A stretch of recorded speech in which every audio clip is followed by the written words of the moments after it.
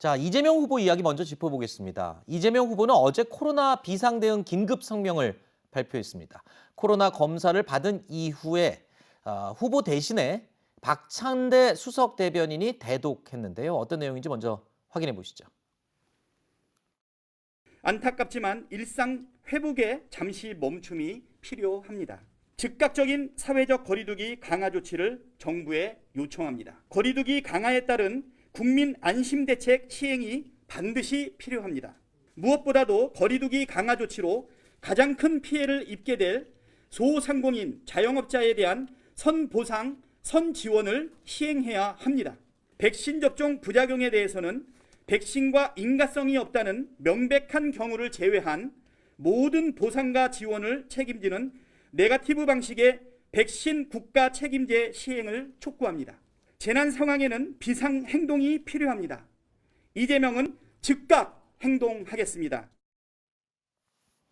들으신 것처럼 이재명 후보 측은 긴급 성명을 통해서 기존의 손실보상법과 별도로 자영업자들에게 현금 보상을 하자는 주장을 했습니다. 또 정부의 대책을 요청하고 나선 상황인데 결국에 이 경기도지사 시절에 그랬던 것처럼 선제 대응 그리고 어떤 유리한 프레임을 먼저 가져가려는 그런 전략으로 읽히기도 합니다.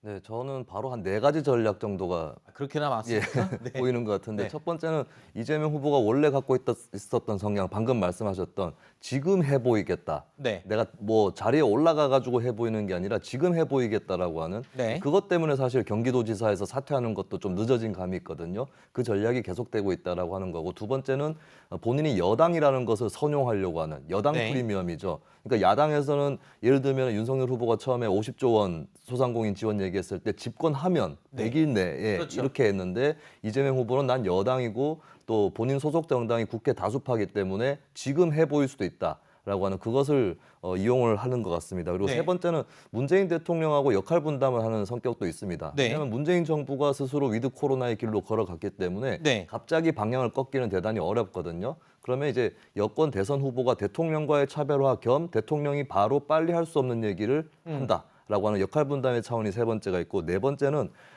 그 이재명 후보가 그동안에 전 국민 지급을 계속 얘기를 해왔습니다. 네. 그것이 사실 여론의 반향이 별로 좋지 않았고 네. 급한 데부터 먼저 지원해야 된다라고 하는 그 점이 있었는데 자신이 전 국민 지급을 고집하는 사람이 아니다. 소상공인 지원이 더 중요하다. 이 이미지를 좀 내비치려고 한 것 같습니다. 네. 근데 유의할 것은 지금까지 이재명 후보가 기재부를 굉장히 공격을 해왔는데 그렇죠. 이번에도 그런 태도를 보이게 되면 이게 네. 굉장히 고압적으로 대하는 거 아니냐. 네. 이렇게 되기 때문에 그 부분에서는 좀 신중할 필요가 있다고 보여집니다.